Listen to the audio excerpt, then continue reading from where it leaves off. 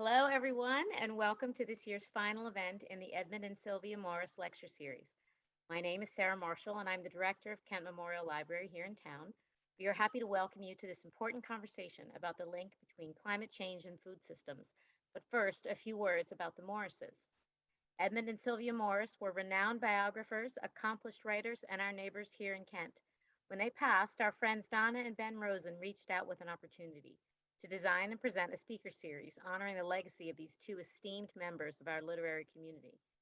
Our goal with the Morris Lecture Series is to tackle big issues and start important conversations, and we hope you will be inspired by these events to think about the challenges we all face as a town and as a nation. In 2021, the Kent Memorial Library will be celebrating 100 years of service to our community, and we are thrilled to be able to host presentations of this caliber here in Kent. And now, here's Brittany McAllister, Director of Adult Programs and Special Events.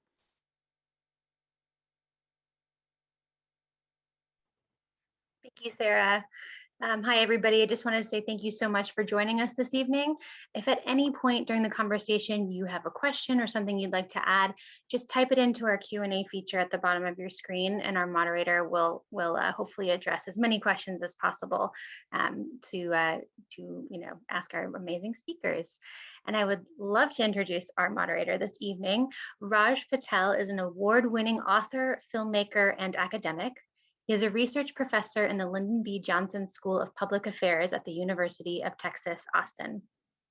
He has degrees from the University of Oxford, the London School of Economics, and Cornell University, has worked for the World Bank and WTO, and protested against them around the world. Raj co-taught the 2014 Edible Education class at UC Berkeley with Michael Pollan, and in 2016, he was recognized with a James Beard Foundation Leadership Award. He has testified about the causes of the global food crisis to the US, UK, and EU governments, and is a member of the International Panel of Experts on Sustainable Food Systems. So thank you so much, Raj, for being here, and I will hand it over to you. Thank you, Brittany. Thank you, Sarah. Thank y'all for joining us here today. I'm in an invidious position. I get to introduce two legends in the world of food and climate. These are people whose intellectual generosity is a matter of record, but whose personal generosity, decency, and kindness are a gift to the world, and a reason to believe not only that we can end a conversation about climate change with hope in our hearts, but that we will certainly do that in a way that will move us towards action. So I don't know, Anna and Bill, if I can encourage you to turn your cameras on and unmute yourselves, just so people can see you wince as I say nice things about you. And I want to introduce first Bill McKibben. Bill is an author and environmentalist who in 2014 was awarded the Right Livelihood Prize, which is sometimes called the Alternative Nobel. His 1989 book, The End of Nature, is widely regarded as the first book for a general audience about climate change. And that book has appeared in 24 languages. And Bill has gone on to write a dozen more books since then, each building on the majesty and intellectual insight of The End of Nature. He is a founder of 350.org, the first planet-wide grassroots climate change movement, which has organized 20,000 rallies around the world in every country save North Korea, and spearheaded the resistance to the Keystone Pipeline and launched the fast-growing fossil fuel divestment movement. So Bill, welcome. Thank you so much for joining us today. Bill will be in conversation with Anna Lappé. Anna is a national best-selling author, a renowned advocate for sustainability and justice along the food chain, and an advisor to funders investing in food system transformation. She's also a James Beard Leadership Awardee, and Anna is also the co-author or author of 3 books on food, farming, and sustainability, and the contributing editor to 14 more. Her most recent solo book, Diet for a Hot Planet, The Climate Crisis at the End of Your Fork and What You Can Do About It, was named by Kirkus as one of the best environmental books of the year. And just coming up, or it's around the corner, is a 50th anniversary edition of Diet for a Small Planet, to which she was a contributor along with her mother, the original author of that book, Frances Moore Lappé. So Bill and Anna, thanks so much for being here. Thanks, Raj. Good to be with you. Today, the reason folk are joining us here is because they were induced to this conversation by the idea that by the end of our talk, we would have offered solutions to, quote, combat climate anxiety and be better prepared for the future. And that, I think, is a great place to start, because anxiety is in the air. And I wonder whether we can treat that anxiety not as a natural phenomenon, but as something strange to be looked at and to be explained. And I wonder, perhaps, Anna, if you could lead us off, why is anxiety in a response to climate change, one that we're in some ways taught to experience, and why is it so widespread? Well, thanks again, Raj, for having us, and Bill, it's a pleasure to see you and be in conversation with you. And so I'm beaming in on Zoom to all of you from the San Francisco Bay Area, and we are coming up on almost the year anniversary of the day the sun did not come out. So for those of you who might have seen those images or were here and experienced it, it was these incredibly intense wildfires, really that intense because of climate change, right? That blanketed our sky with smoke. And we experienced a day that was cold and dark, and the street lights stayed on and the sky was orange. And if one hadn't felt climate anxiety before, and I think many of us already had, one really felt it that day. I'm a mom of 2 young kids, and they saw what they thought looked like snow falling from the sky, and it was ash. And that was, for me, not the first time I felt anxiety, but certainly the deepest time I felt it. And I think what I think a lot of us, even before that moment, have come to realize is that part of what this moment calls on us to do is to be able to live with the emotional complexity of this moment, and to know that we do not have to stuff anxiety away. We don't have to pretend we're not feeling it. We don't have to get past it in order to move into action, that we can live, we need to learn to live with that anxiety. And I feel like I let myself experience all the elements of that anxiety, from the like bedridden grief to the, okay, I'm going to take this anxiety, use it as energy, and have it fuel my activism. And I think all of those, that whole range, and there's more in there, of how one experiences that emotion of anxiety is all understandable. So I guess that's how I would begin this conversation, is not that I would think that Bill or I or you, Raj, are going to somehow erase this anxiety from all of us by the time this hour is done. But I would hope that I'd also get from you, Raj, and you, Bill, the ability to kind of deepen our ability to live with this anxiety and really learn how to channel it into positive action and energy. What a beautiful answer, Anna.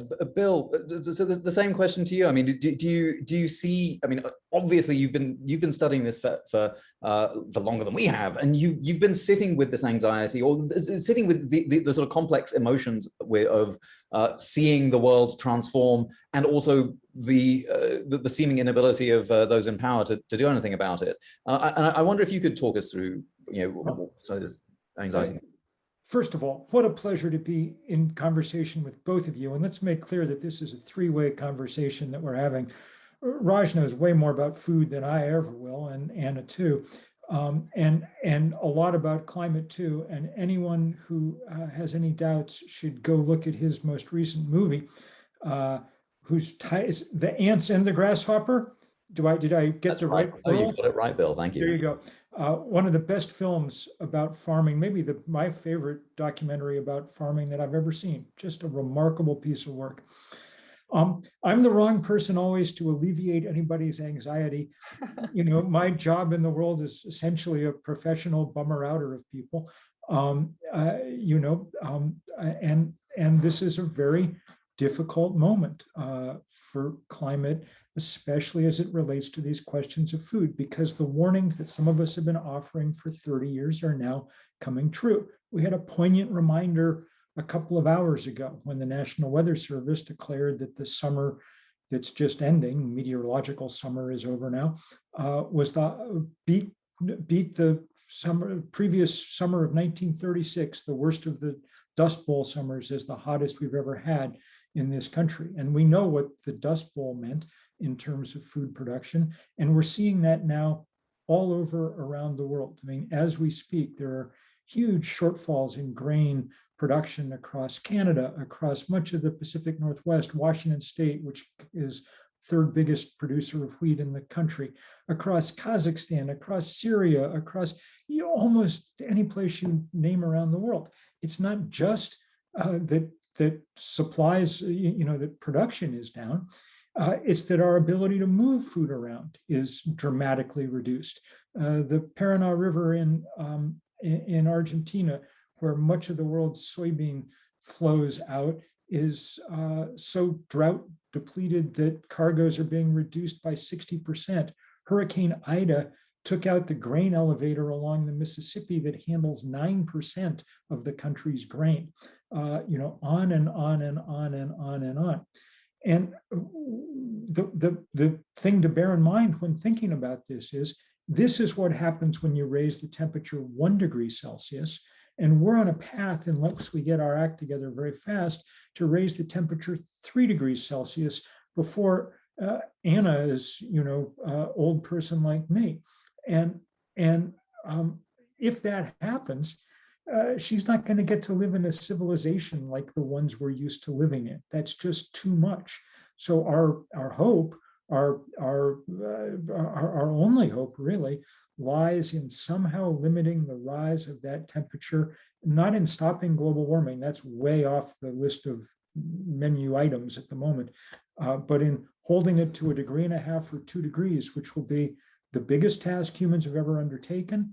And its payoff will mean a difficult century, perhaps not an utterly impossible one. But then, Bill, I mean, if we're struggling with, we're clearly in a position where we need strategies to get us out of here. And I know you just reminded me about what it was like here to live through the big freeze. I'm in Austin, Texas, and so we became climate refugees. We had to leave. We were out without power, and eventually we moved, mainly because we have an elder in the house who was not able to safely remain when the temperatures fell into the 40s indoors. And things were so bad that Ted Cruz actually left the state. And that's not the kind of, obviously, in some ways I wish, a dream come true, if it were for longer, but we need better strategies. And the getting to this point is a history of trying things which often haven't worked. And so I wonder if we can already try to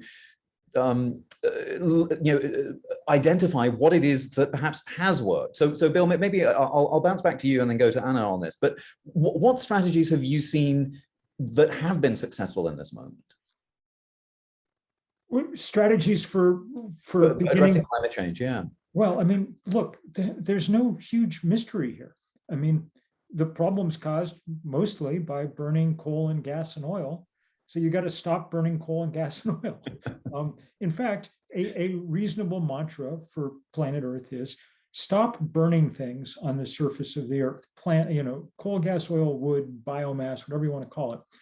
And instead rely on the fact that the good Lord put a large burning orb 93 million miles away that's perfectly capable of powering the solar panels and wind turbines that we now not only know how to use, but that our engineers and scientists over the last decade have reduced the cost of by an order of magnitude, making it the cheapest form of power on Earth. There's no longer a technological or economic obstacle to progress. There's mostly an obstacle of vested interest and inertia. Somehow we have to keep breaking the political power of the fossil fuel industry. And I'll add that I'm in a slightly elevated mood right at the moment, because within the last hour has come news that it looks like the decade-long campaign to convince Harvard University, of which I bet there's some alumni in the audience, to divest from fossil fuel has forced their capitulation.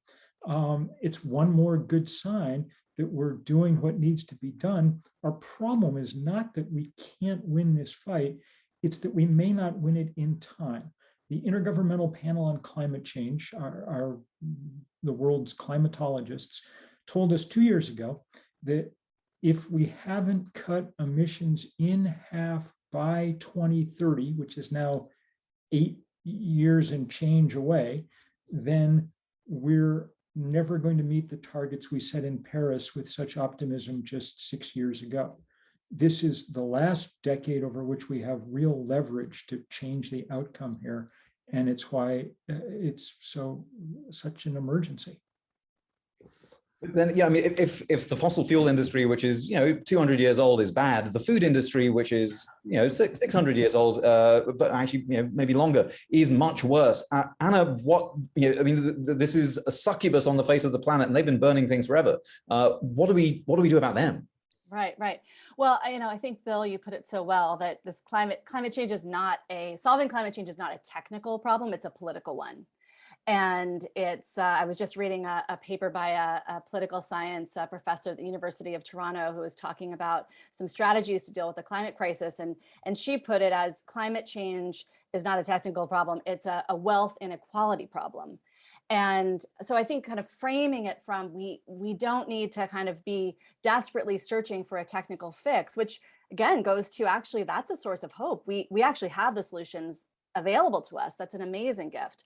To put this whole conversation about strategies into the kind of looking at the food systems and food systems impact, it's really important to understand, as Bill said, absolutely need to stop burning things on top of the earth. We also really need to be looking at how we are growing food, what we are choosing to grow, and what we do with it. So the most recent data estimates that the food system globally, that's from seed to what goes on our plate to what ends up in the landfills, it's responsible for about 37% of all greenhouse gas emissions. So while we are doing things like tapping into solar and wind to really radically change where we get our energy sources, we also really need to be looking at how do you build a food system that isn't having such a big impact on the climate. Of that 37%, about a third of that is coming from agribusiness-driven deforestation or development on peatland, which is incredibly carbon rich. A little bit less, or a little bit about a third also is coming from other kinds of production practices, including industrial livestock, which is highly carbon intensive. And then the rest comes from other packaging production and so on. So what do we do? What are some strategies? Raj, that was your question. And I think what we can benefit from is looking at what has worked, what hasn't maybe gone to the scale we need, but what are some of those strategies that work? And number one, I think we can tap into lessons learned across other sectors, not necessarily in the food sector, to defund the bad. So looking at how much the banking industry is financing the fossil fuel industry and financing industrial meat, and calling on those banks to stop funding the bad stuff. We know we need to stop. So there was a report, Bank Track and Rainforest Action Network, on whose board I sit, just did a report that just in the last 5 years, the biggest 60 banks invested financially in the fossil fuel sector to the tune of $3.8 trillion just in the past 5 years. That is untenable. That has to stop. We have to put pressure on the banks. Number two, we can fund the good. We can call on public institutions and private investors to support the kinds of food systems and energy systems that actually aren't going to contribute to the crisis. And third, I think, and we're again starting to see calls for this here in this country that are really catching on, which is we can shift power and really look at, if climate change is an inequality problem, if so much of the problem is driven by such a small handful of corporations and wealthy individuals, how can we tax the rich, tax that wealth? I was reading an article by a colleague, Carl Burkhardt from One Earth, who reminds us that just 0.03% of the wealthiest people on the planet control $100 trillion in assets. And just taxing that 0.03% of people to the tune of just 1.5% of that $100 trillion in assets would underwrite the cost for the kind of energy transition we need, the kind of food systems transformations we need. So I would underscore that while we need to look at what are these food systems change we need to make, that we also can be looking at what are these strategies and solutions that we're already seeing from other parts of the climate movement, and be bold in our asks with everything you've said, Bill, about how dire things are. I want to just underscore what you were saying about banks, because I think that's one of the vulnerable and important links here. My last trip out before the pandemic lockdown was to go to jail in DC for sitting in the lobby of Chase Bank to launch the campaign against the single biggest of these. JP Morgan Chase by themselves has given over about $250 billion to the fossil fuel industry since the Paris Climate Accords. They didn't need Donald Trump to sabotage them. They were quite capable and happy to do it themselves.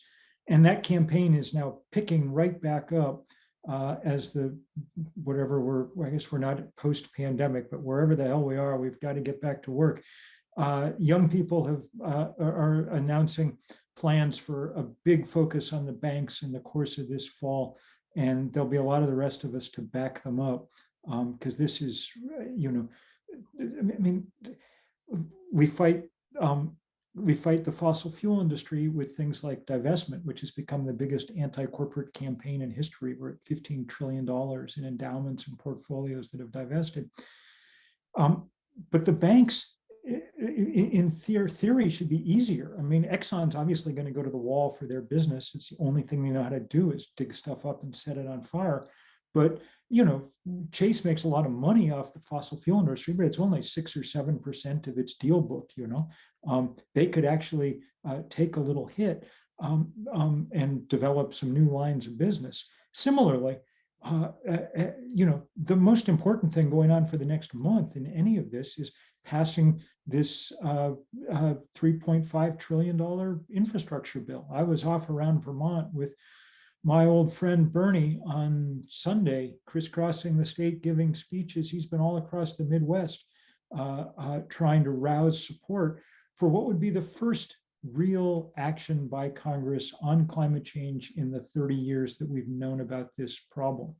And every corporation in the country is lined up to fight it. There's a story in the Washington Post last week that all these companies that have been running ads about how much they care about the climate and things, Apple, Walmart, FedEx, Lowe's, whatever, they're all, because it would raise the corporate tax rate a couple of points, they're all quite willing to bring on the apocalypse. So, we're really at a decision point right now. So here we are at this decision point. We've got all this data that suggests that we can target and we should target the banks, that they are vulnerable, that there are crimes against the climate for which they can and should be held accountable. And yet this is still a huge push, right? We're up against a series of institutions, not just banks themselves, but perhaps also social institutions. I mean, you mentioned inequality, Anna. And I wonder whether, in thinking about how it is that we mobilize for the infrastructure bill and mobilize beyond it, that there are some enemies ranged against us that might lurk not just on Wall Street. I mean, and it's easy to point to the hedge funds and even the pension funds and their their sort of troves of sort of investment capital. And BlackRock can greenwash all they like, but I wonder whether there are other institutions that you can identify for us that we need to be taking on, beyond just the sort of structures of financial accumulation in Wall Street. And Bill, why don't you start? It's not enough that we take on all of global finance. It's just not in the fossil fuel industry. Well, no, I mean, the question here is, look, I mean, what do you want me to do? Write to my senator? That's not going to work. Yes. No, I want you to. So for instance, we're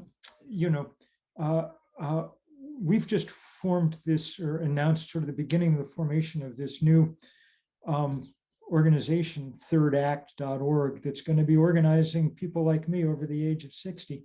And one of our first campaigns is going to be directly about these banks and climate change. We need to back up the young people working on this, because, if there's a bunch of 19-year-olds outside the bank, that's good and effective, and it'll toss a little bit of fear into them. And if there's a bunch of 69-year-olds who have lots of money in that bank, well, that adds to the pressure in significant ways. So there's no shortcut around mobilization here. I mean, getting people in the streets, getting people engaged politically. I mean, look, if we had, all discussion about climate change is in the end a discussion about physics.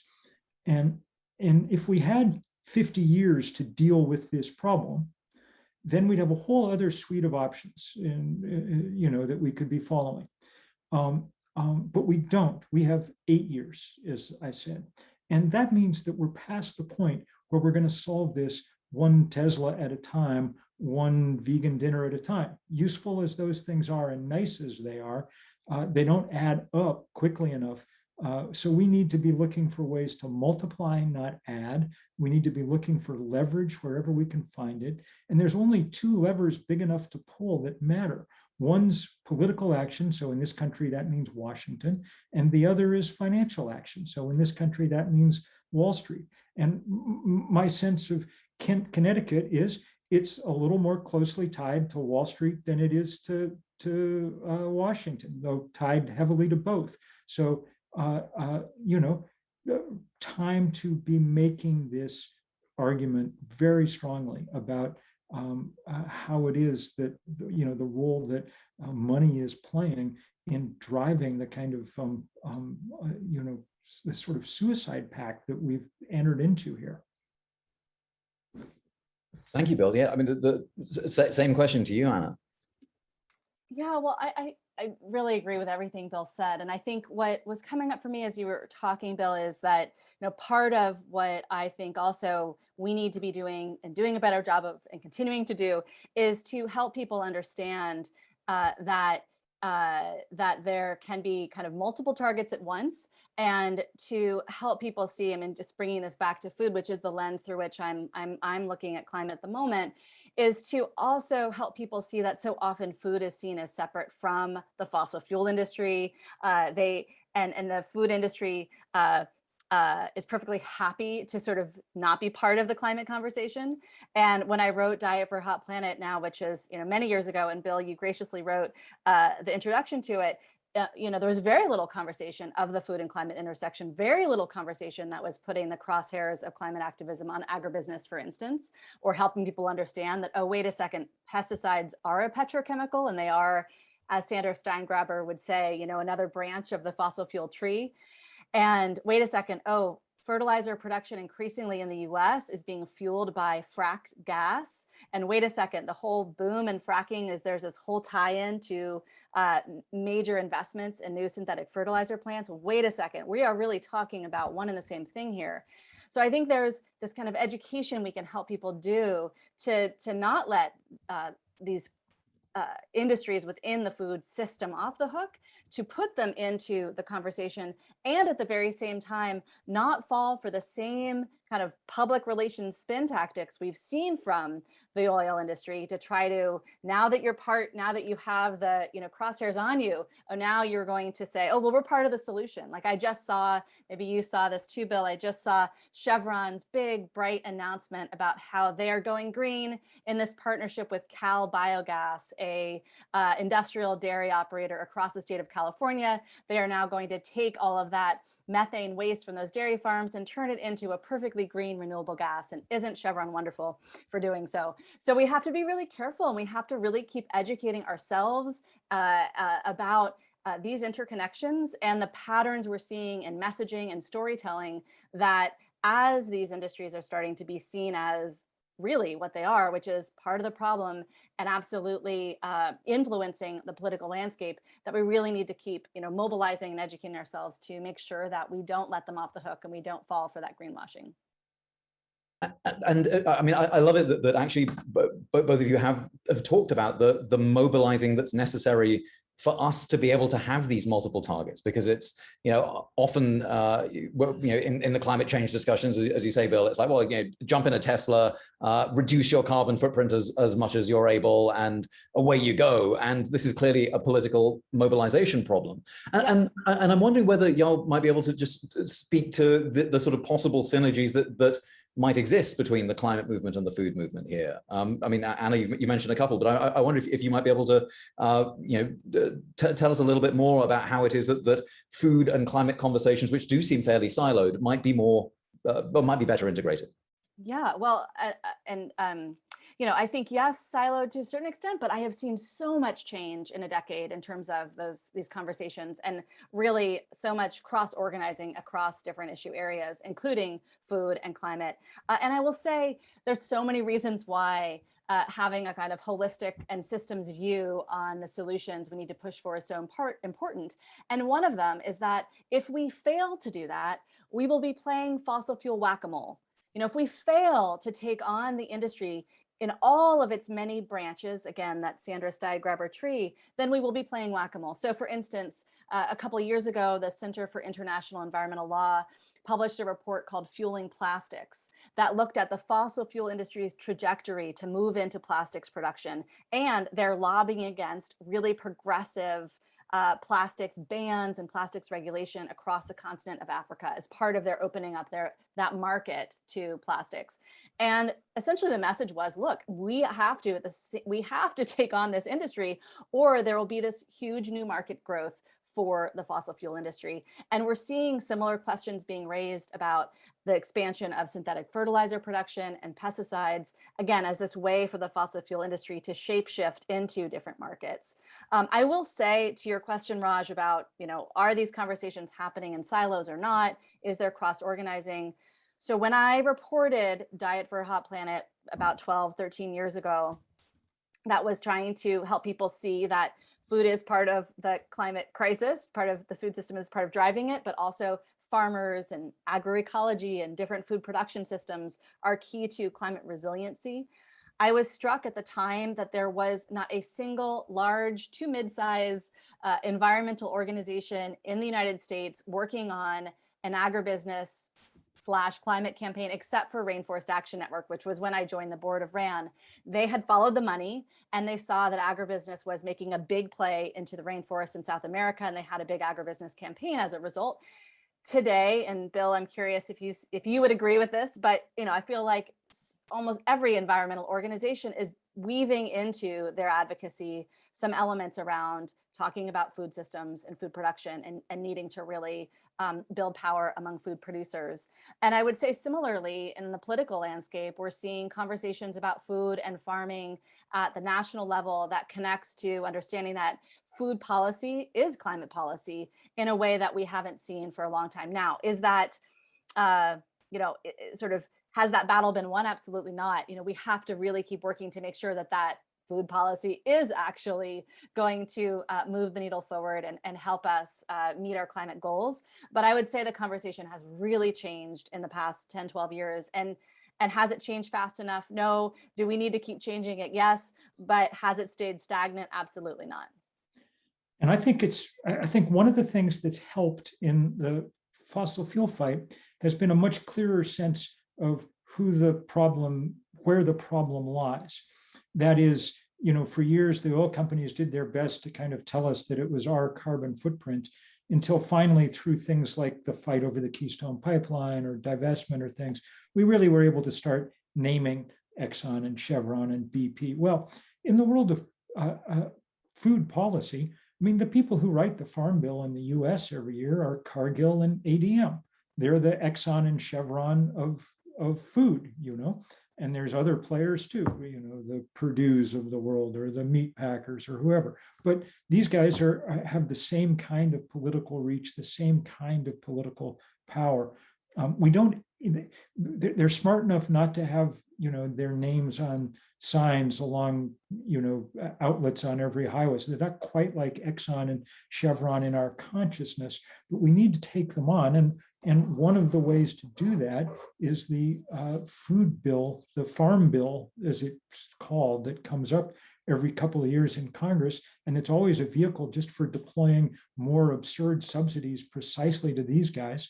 And so sooner or later, we have to make that farm bill into a food bill and start using it to help support better forms of agriculture, all of which are better for farmers, actual farmers, people who grow food, whose lives are difficult because of the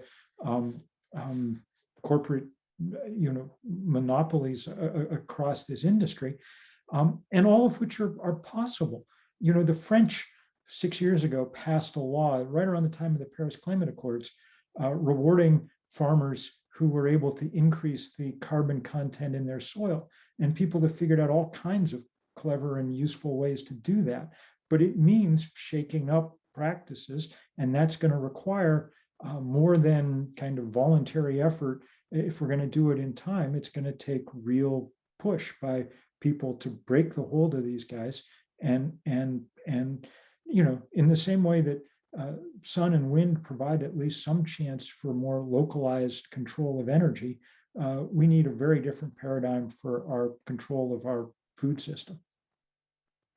I mean, the good news is that there are some indications that's, that other countries have kind of understood. So, for example, in Brazil, there's moves to have local purchasing of agroecological food come from local areas that go to schools, and so by creating these political alliances between soil and farmers and schools, you get to break some of the unhealthy political alliances that agribusiness has long thrived on. But I wonder whether we're still trapped by ideas that the way to fix this the problem around the food system is through individual change. And my data point for that is the number of questions y'all have got around meat.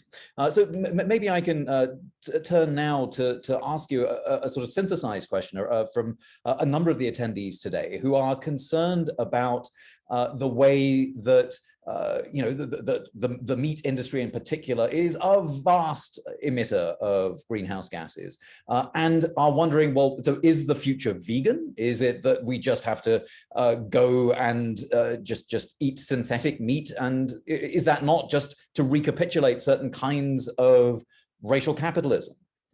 So I'll throw it to either of you, whoever wants to step up first. Well, I can jump in. And then Bill, feel free to also. I mean, I think what happens often, I find, when we talk about food, even more so than energy shifts, for instance, is food. Of course, it is so personal and so intimate. We consume it daily, multiple times a day if we're lucky. So that when you start talking about foods, often people think, oh, so you're talking about what did I eat for breakfast, and should I interrogate that? And so I think what we need to be sure to do is not to say, not to say, yeah, you might want to ask some questions about what your own diet is, but to say that food isn't just this individual act that we take. Food is part of, the food system is a global system, increasingly controlled by just a handful of corporations that have these direct ties often to the fossil fuel industry. And that in order to have real choice as an individual about what food we're consuming, we have to take on those corporate institutions. We have to make the kind of political changes that Bill and I have already been talking about. So for instance, today, I was just looking at the latest statistics from the IPES food report, Raj, I know you were involved in. It was called Too Big to Feed. And it was talking about this, over the past 30, 40 years, this incredible concentration within the food industry. And for instance, in pesticides, now there are just 3 companies that control 70% of the market for pesticides. So if we tell people, the best food for your body and for the planet and for climate is food that hasn't been raised with pesticides, when the pesticide industry has so much influence over where research dollars go, over whether farmers are supported to transition to get off pesticides, over what is purchased by government procurement, that doesn't really afford us the real choice in the marketplace to choose, for instance, pesticide-free food. And one could make the same argument about meat production. So in the US, north of 95% of the meat that we will find in the grocery store comes from industrial operations. And so while a lot of folks I know have been really trying to understand and research the science of, is it possible to raise animals in ways that actually doesn't have as big of a climate toll, that actually is more in concert with ecological practices? And that science is unfolding, and there are definitely models out there. The reality is, for most of us walking into the grocery store, we do not have access to that non-industrial meat product. And so again, I think, yes, there is a need to be looking at what our individual diets are, but as Bill said, this isn't about, we're not going to be able to make the change at scale with the speed we need with just taking individual action. We really need to be looking at these systems and the systems of power and looking at how do we challenge those systems. I think that's absolutely right. It's not that it's not as Anna says that people shouldn't be thinking about what they eat, and they should, and even thinking about what other people eat. I've been working a bunch lately with these guys who are putting together this I thought quite brilliant campaign they're from something called the Reducitarian Foundation. And their thesis is there's a lot of people who are probably going to keep eating meat, but if you eat half as much as you used to, that's not hard. It's better for you, and it doesn't require you. And you can maybe able to make the numbers add up much more quickly than just hectoring people about veganism. But none of it multiplies. It's all additive, and that we don't have time for that. So another way of saying this is the most important thing an individual can do at this point is be a little less of an individual and join together with others in movements big enough to make fundamental political and economic shifts here. And if we make those, then we have a chance. And if we don't, then we're going to be eating our impossible burgers on a broken planet. So I mean, those are the two options. And can I just jump in real quick, Raj? Of course. Because I did spend a good deal of last year working with a recipe developer on recipes for a book that has recipes in it that's very much talking about how do you cook a plant-centered and planet-centered diet. And I will say, there is also, going back to the beginning of our conversation about anxiety, there is a great sense of peace and calm that I got to experience cooking nourishing plant-centered foods for myself and my kids as I was recipe testing this food, and this is what I feed my family. And to also feel like that is part of what we all need to be doing, is to be nourishing ourselves, to give ourselves the energy to stay in this fight and to let ourselves feel good about that. I mean, it feels really good. My old gas stove died and I had to get a new stove, and I got an induction stove. Well, it feels really nice to have a $10 electric bill and have my house powered by my solar panels and cook my plant-centered food on my induction stove. Do I think that is going to get us to, solve this global crisis? 100% not. Does it feel really good on a daily basis? Yes. Can I make a little quick argument, by the way, just for induction stoves as a really good tool for getting people to be able to turn off the gas line to their house? We don't need, community after community is now banning new gas hookups for new construction, but we got to also get them out of those of us who already have homes. An air source heat pump is a better way to heat your house and cool it, and an induction cook stove is a much better way to cook food. If you like to cook, try one out sometime. You can actually get them for about $40, a cooktop, induction cooktop, and they're unbelievable. You boil water in next to no time. I don't know why. It's like this is one technology that's a vast and not even the tiniest bit of sacrifice. And thank you, Bill, for that. So, Anna, what was the name of the book that you were working on again? Diet for a Small Planet. Thank you. I'm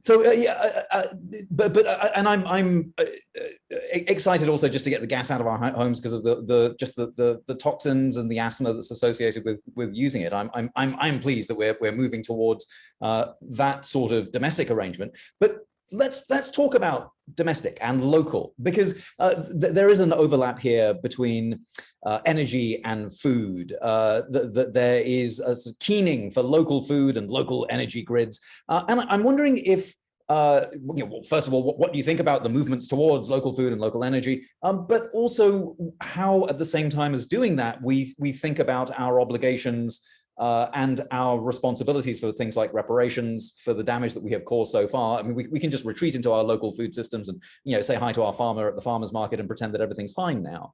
But and even think, look, this is a system. This isn't individual. This is us together at the farmer's market. All these white people. But then we can also. I mean, I think it is important to recognize that the foods, that merely localizing a system doesn't absolve it of its long past. And I'm wondering if y'all might be able to talk about the sort of localization of food and energy and the difficulties that come with the amnesia that might provoke.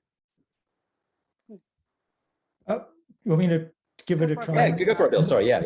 Look, there's no reason not to try and localize your food supply because it tastes better and it's more fun.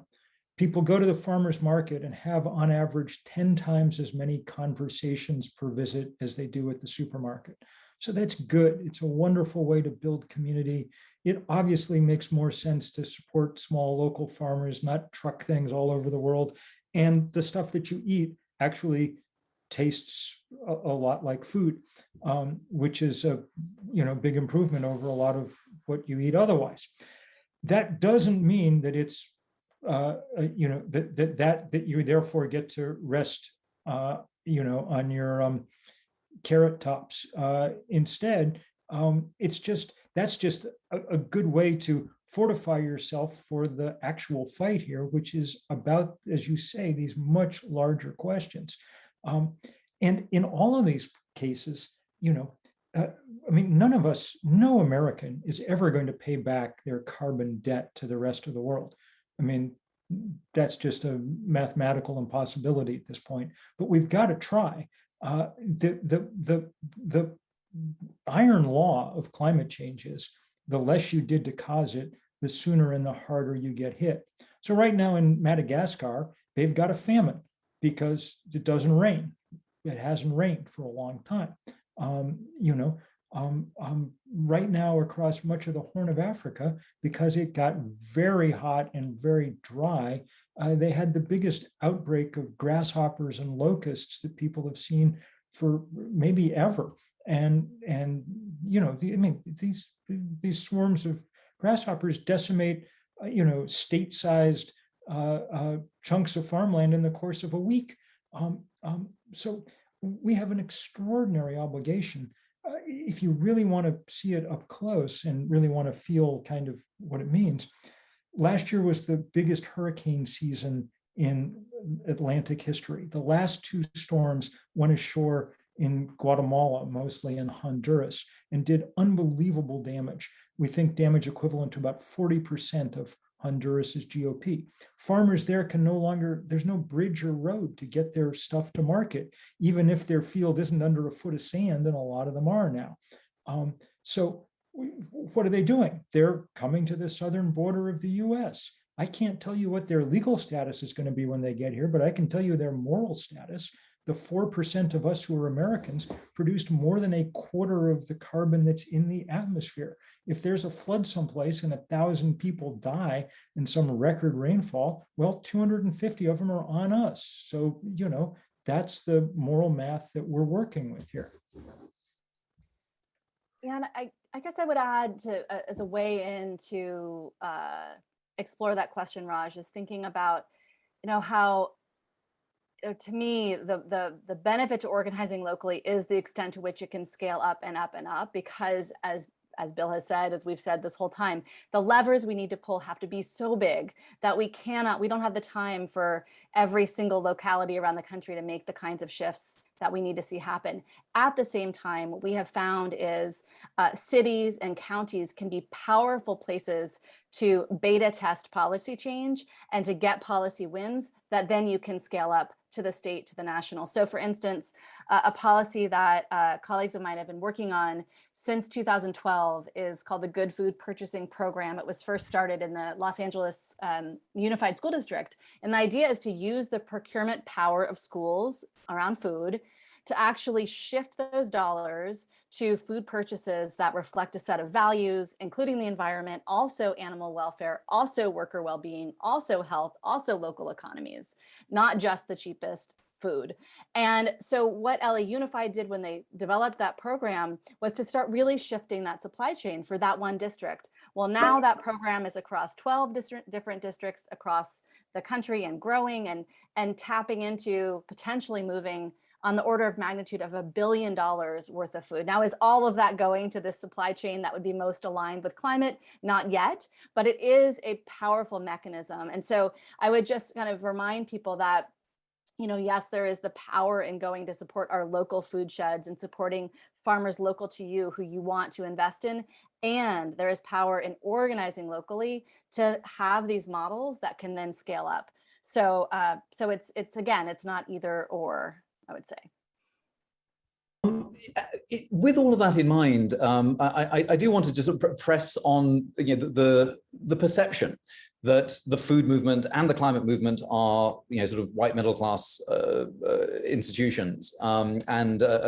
When now I know that that's not true, but I wonder if there's if y'all can point here in the United States to sort of leadership that you found particularly inspirational in thinking about the sort of the fusion of climate and food, you know, driven by BIPOC communities, of working class white communities, in a way that confounds the easy and facile narratives that sometimes climate change activists and food activists are dismissed with.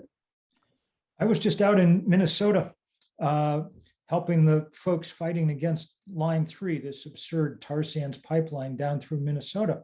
And right there at the forefront of the fight was my old friend, Winona LaDuke, wonderful indigenous activist.